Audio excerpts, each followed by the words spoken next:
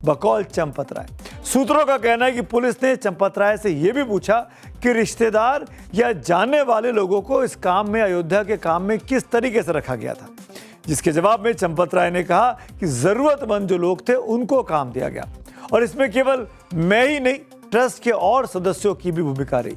UP police के सूत्र बताते हैं कि चंपत राय ने अपनी पूछताछ में इस काम में अनिल मिश्रा का नाम लिया, गोपाल जी का नाम लिया, यानी जिन 8 आरोपियों को गिरफ्तार किया गया है उनकी तैनाती को लेकर चंपत राय ने अनिल मिश्रा और गोपाल जी की सिफारिश को भी हाईलाइट कर दिया। इसीलिए मैं कह रहा हूं कि जांच के दायरे में सभी हैं।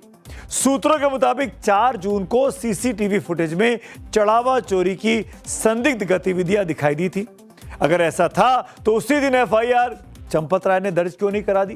क्यों इंतजार किया गया? किस बात का इंतजार किया गया? क्या रामलला के चढ़ावे की चोरी की शिकायत दर्ज कराने में भी वो किसी शुभ मुहूर्त का इंतजार कर रहे थे? फिर 6 जून को जो हुआ, सूत्र बताते हैं कि उसको भी पूरी अयोध्या में आज चर्चा है। सूत्रों का दावा है कि चंपत राय खुद पुलिस कर्मियों के साथ चढ़ावे में सेंधमारी करने वाले अविनाश शुक्ला के घर तक पहुंचे थे। कथित तौर पर आरोपियों से जो अविनाश शुक्ला के घर पर छापेमारी हुई, 80 लाख रुपए की रिकवरी भी की गई। सूत्रों का दावा है कि आरोपियों ने चोरी की बात को कबूल भी लिया। अगर सच में ये सब कुछ हुआ था तो फिर कानूनी कार्रवाई उसी दिन चंपत राय ने क्यों नहीं करवा दी, जो आज ये कह रहे हैं कि मैंने ही तो सबसे पहले शिकायत की, मैंने ही तो चोर को पकड़वाया। अगर पकड़वाया था तो उस दिन क्यों नहीं करवाया? 4 तारीख को जब मामला खुल गया तब वो इस बात का दावेदारी आज पूछताछ में क्यों बता रहे हैं? अगर 4 जून को ही चोरी पकड़ ली गई थी तो मामला दबाने की क्या कोशिश नहीं की गई? अगर सब कुछ साफ था तो एफआईआर दर्ज कराने में हिचकिचाहट क्यों दिखाई गई? इस कहानी में सबसे बड़ा टर्निंग पॉइंट तो 8 जून को सामने आया। यह किस्सा जरूर ध्यान सुनिएगा। 8 जून को क्या हुआ? जब तमाम आरोपों के बीच चंपत राय पहली बार सार्वजनिक रूप से बयान देने सामने आए। अभी तक एकमात्र बयान उनका सामने आया इस चोरी के मामले पे। क्या कहा उन्होंने?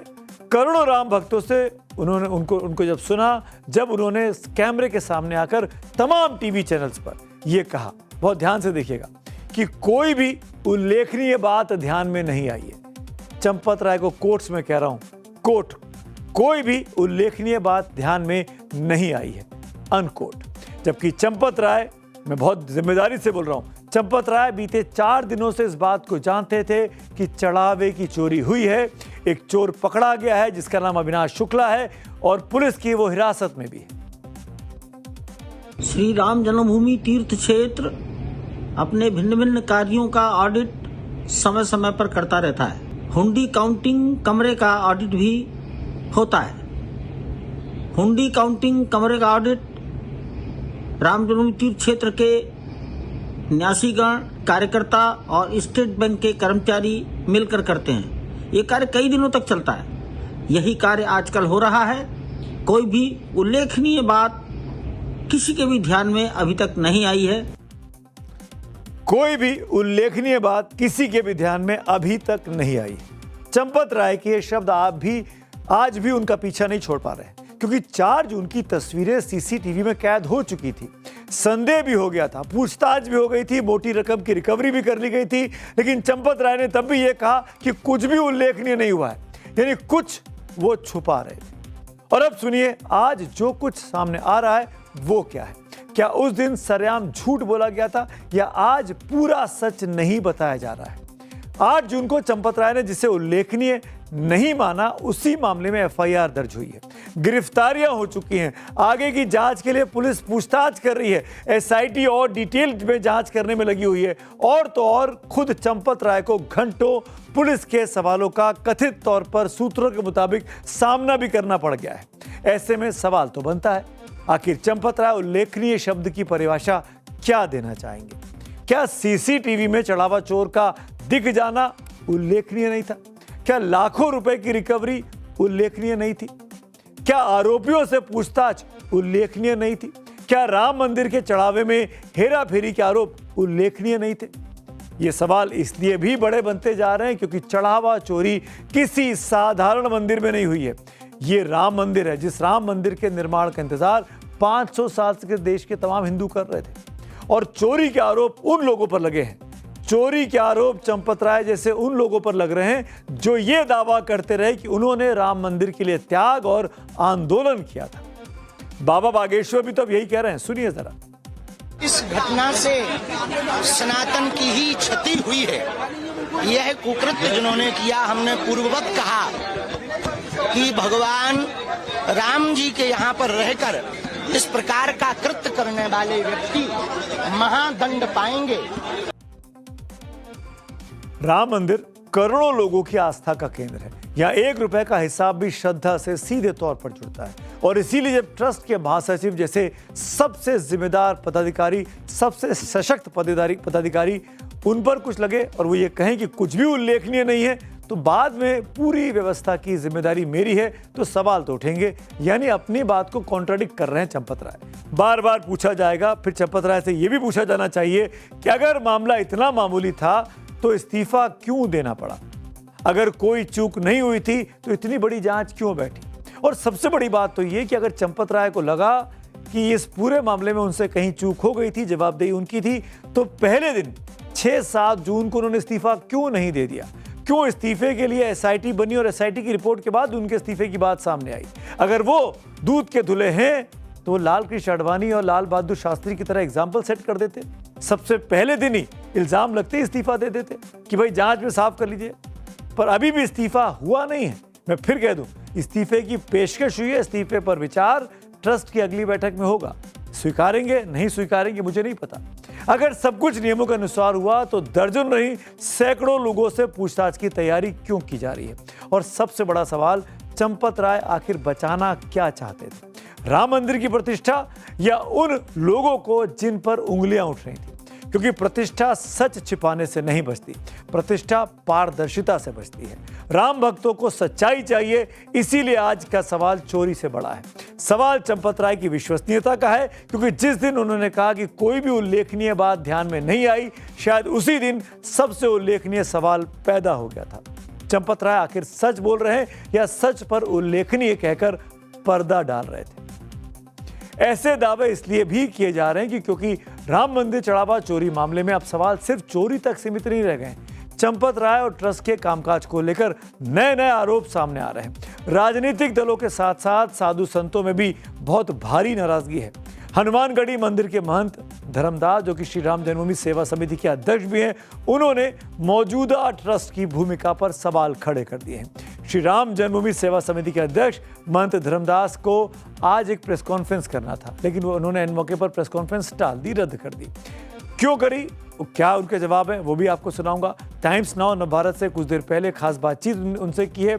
इस प्रेस कॉन्फ्रेंस के जरिए वो क्या बताना चाहते थे, वो इस बातचीत में बता रहे हैं, सुनिए जरा। अव्यवस्था के विषय में हमने एक बार लिखा था। आज 2021 में 22 में हमने आंदोलन किया था यही लोगों के खिलाफ कि कोई भी चीज खरीदा जाए या बेचा जाए तो भगवान के नाम से, जो भी पैसा भगवान के लग रहा है तो भगवान के नाम से होना चाहिए जमीन खरीदा है। ये लोग ऐसा न कर करके वो ट्रस्ट के नाम से जमीन खरीद रहे हैं। तो ट्रस्ट के नाम के पैसा, ट्रस्ट का पैसा कहाँ है? भगवान के पैसा ट्रस्ट के हो गया। क्या कर रहे हैं क्या न करे, एसआईटी जांच हो रहा है। आप देखिए सब अपने आप खुल जाएगा। यहाँ पर मुख्यमंत्री बैठे हुए हैं योगी आदित्यनाथ, वो कोई भ्रष्टाचार को छोड़ेंगे नहीं, उस सबके सामने ले आ देंगे, ये हमारा विश्वास है। ये पूरे ट्रस्ट को भंग करके नया ट्रस्ट बनाया जाए, चाहे नए पूरे ट्रस्ट में है कि आप हमारे बात बताइए। नृत्य गोपाल दास जी है, वो भी असहाय है, जो बोल चाल नहीं चलते हैं, चल नहीं सकते हैं, सुन नहीं सकते हैं, वही ट्रस्ट के अध्यक्ष है। चंपत राय है, और ये दुइये आदमी तो है, और के हैं बताइए ट्रस्ट में? एक जना है जो वकील है वहां दिल्ली के, तो वो 90 वर्ष 95 वर्ष के हुआ, ये नहीं सकते हैं। और कोई है ये नहीं है, तो किसको कहोगे कि और कोई ट्रस्ट के भरोसे भंग कर दिया जाए? अयोध्या के ही रामनिवास रामकोट मंदिर के पंच प्रमुख हरिशंकर सफारीवाला भी आरोप लगा रहे हैं कि मंदिर और जमीन के सौदों में अनियमितताएं की गई हैं। मंदिर के चढ़ावे और मूर्तियों के गहने ट्रस्ट ने अपने पास जमा कर लिए हैं, लेकिन उनकी कोई रसीद नहीं दी गई। हालांकि इन आरोपों पर ट्रस्ट की तरफ से क्या जवाब आया, इसका अभी इंतजार है। उधर कांग्रेस ने सुप्रिया श्रीनेत को आज आगे बढ़ाया और उन्होंने भी चढ़ावा चोरी मामले में चंपत राय के रोल पर गंभीर सवाल खड़े किए। चंपत राय बंसल कोई महासचिव नहीं थे, वो तो पूरे राजा आदमी थे भैया। एक एजेंसी, सिक्योरिटी एजेंसी उनकी थी, 400 लोग उसमें कार्यरत थे। महीने का 1 करोड़ मतलब साल का 12 करोड़ रुपए उस सिक्योरिटी एजेंसी को दिया जाता था। वो सिक्योरिटी एजेंसी बीजेपी के एक्स एमपी बिहार के कोई है, उनकी सिक्योरिटी एजेंसी है। 400 निजी कर्मी, सुरक्षा कर्मी उस मंदिर में चंपत राय की सुरक्षा करते थे और वो उस रूट पर भी तैनात रहते थे जहां पर गिनती होती थी, जहां से पैसा बैंक जाता था। तो कुल मिलाकर चढ़ावा चोरी की जांच के बीच अब सवालों का दायरा लगातार बढ़ रहा है। आरोप नए हैं, दावे बढ़े हैं, लेकिन सबसे बड़ा सवाल वही है, आखिर राम मंदिर के नाम पर उठ रहे इन सवालों का जवाब कौन देगा। चंपत राय की चुप्पी ने पूरे विपक्ष को राजनीति का भरपूर मौका दिया है। कांग्रेस हो, समाजवादी पार्टी हो, हर कोई चंपत राय और चंपत राय के बहाने संघ परिवार की चुप्पी पर एक तरीके से निशाना साध रहा है और इनको विपक्ष को एक मौका दे दिया है अपने राजनीति को चमकाने का। अब यह मौका विपक्ष के लिए कितना फलदायी होगा, यूपी की सियासत में इसका कितना लाभ विपक्ष को मिलेगा, ये तो राम जाने। भविष्य की आशंकाओं पर हमारे यहाँ ये शब्द राम जाने बहुत ज्यादा प्रचलित है। इसी बात को लेकर रामचरितमानस में तुलसीदास जी ने बहुत अच्छी चौपाई लिखी है, जो हम और आप अक्सर अपनी बातचीत में इस्तेमाल करते हैं। मैं दोहरा देता हूं ये सोई जो राम रचि राखा, यानी होगा तो वही जो प्रभु श्री राम की मर्जी होगी, जो प्रभु श्री राम ने तय कर लिया है। आज की तारीख में राम जाने एक शब्द नहीं बल्कि यूपी की सियासत का सबसे बड़ा सवाल बन गया है। राम मंदिर में चढ़ावा चोरी के मामले के बाद यूपी में सियासी लड़ाई एक अलग लेवल पर पहुंच गई है। विपक्ष इस मुद्दे को लेकर सरकार पर सियासी हमले लगातार तेज कर रहा है, तो वहीं यूपी सरकार इस मुद्दे को लेकर अब विपक्ष की भूमिका पर गंभीर सवाल उठा रही है। आप देखिए कि जिस यूपी में 2017 से पहले जातीय समीकरण के बिना चुनाव जीतना असंभव था, उस समीकरण को बीजेपी ने राम के नाम से ध्वस्त कर दिया था। शुरू से ही राम मंदिर का मुद्दा बीजेपी के लिए सियासत का बूस्टर डोज साबित हुआ, लेकिन पिछले दिनों अयोध्या में राम मंदिर के मामले में जो कुछ चढ़ावा चोरी के मामले में सामने आया, उससे बीजेपी की सियासी परीक्षा आने वाले वक्त में थोड़ी कठिन जरूर दिखाई देती है। यह आने वाला समय बताएगा, लेकिन बहुत से राजनीतिक एक्सपर्ट मान रहे हैं कि 2027 के विधानसभा चुनावों में राम मंदिर चढ़ावा चोरी का मामला एक बड़ा सियासी मुद्दा बन सकता है। जहां समाजवादी पार्टी इसे आपदा में अवसर के तौर पर इस्तेमाल कर रही है, तो वहीं कांग्रेस में अचानक से इस मुद्दे के नाम पर आज एनर्जी आ गई है। कांग्रेस के प्रदेश अध्यक्ष अजय राय अपनी टीम को लेकर राम मंदिर के दर्शन करने अयोध्या पहुंचे, लेकिन वहां पर पुलिस ने उन्हें हाउस अरेस्ट कर लिया। अब तक राहुल गांधी पर आरोप लगते हैं कि वो दर्शन करने नहीं आए अयोध्या, क्या वो भगवान श्री राम को नहीं मानते हैं। लेकिन आज उनकी टीम, उनके शागिर्द, उनकी टीम के लोग जब अयोध्या पहुंचे तो उनको रोक दिया गया। और तीसरी तरफ नहीं भूलिए, यूपी की राजनीति में एंट्री मारने के लिए बेचैन असदुद्दीन ओवैसी भी हैं, जो यूपी चुनाव को देखते हुए बड़ा विस्फोटक बयान दे रहे हैं। इस पूरे मामले को ध्यान में रखते हुए ओवैसी से शुरुआत करते हैं। अगर ट्रस्ट में गलती हो गई, उस ट्रस्ट में एक मुसलमान को तुम मेंबर बना लेते और बाद में जब ये घोटाला सामने आया तुम उस मुसलमान को ले जाकर एनकाउंटर कर देते, बुलडोजर से उसका घर तोड़ देते, केस क्लोज्ड। चंपक तो मजे में है, चंपक अभी पूरे चंपक मजे में है। आप बताइए क्या हो रहा है, ये क्या हो रहा है बताइए आप। किसका घर नहीं तोड़ा जा रहा है, जिनको गिरफ्तार किया गया उनको पुलिस कस्टडी भी नहीं ली जाती। बहुत से लोगों को लग रहा है कि जो राम मंदिर बीजेपी के लिए गौरव और हिंदुत्व का प्रतीक है, जिसकी वजह से बीजेपी को सत्ता तक पहुंचने में बहुत मदद मिली है, यही वो मुद्दा है जिसके सामने विपक्ष की सारी चुनावी तैयारियां ढेर हो जाती थी। वो राम मंदिर का मुद्दा अब बीजेपी के लिए क्या एक राजनीतिक परीक्षा बन जाएगा? क्योंकि इस मुद्दे के सामने आने के बाद पूरी Samajwadi party extra active mode पर है। पिछले 23 दिनों से अखिलेश यादव किस तरीके से यूपी सरकार को घेरने की कोशिश में लगे हैं, वो भी देखिए जरा। 7 जून को अखिलेश यादव ने एक पोस्ट करते हुए सबसे पहले कहा कि दुनिया भर के राम भक्तों के लिए बहुत संवेदनशील खबर है कि राम मंदिर में चढ़ावे के करोड़ों रुपए गायब पाए गए। अगले दिन चंपत राय पर हमला करते हुए अखिलेश यादव ने पोस्ट किया कि चंपत राय सच छिपा रहे हैं। इसके बाद 13 जून को सीएम योगी ने चंदा चोरी मामले में एसआईटी का गठन किया और जनता को सही जांच का भरोसा दिया। लेकिन एसआईटी पर सवाल उठाते हुए अखिलेश यादव ने कहा कि सीसीटीवी की फुटेज सार्वजनिक क्यों नहीं की जा रही है जिसमें चोरी पकड़ी गई थी। इस दौरान कई गिरफ्तारियां भी हो चुकी हैं, लेकिन अखिलेश यादव का दावा है कि इस मामले में बड़े लोगों को बचाया जा रहा है। यानी अखिलेश यादव फ्रंट फुट पर बीजेपी को घेरने की कोशिश कर रहे हैं। अब आप देखिए कि चढ़ावा चोरी के मामले में समाजवादी पार्टी का जोश इतना हाई है कि अयोध्या के सांसद अवधेश प्रसाद को 2027 में सब कुछ हरा हरा दिखाई दे रहा है। योगी जी तो परेशान है, क्या करें।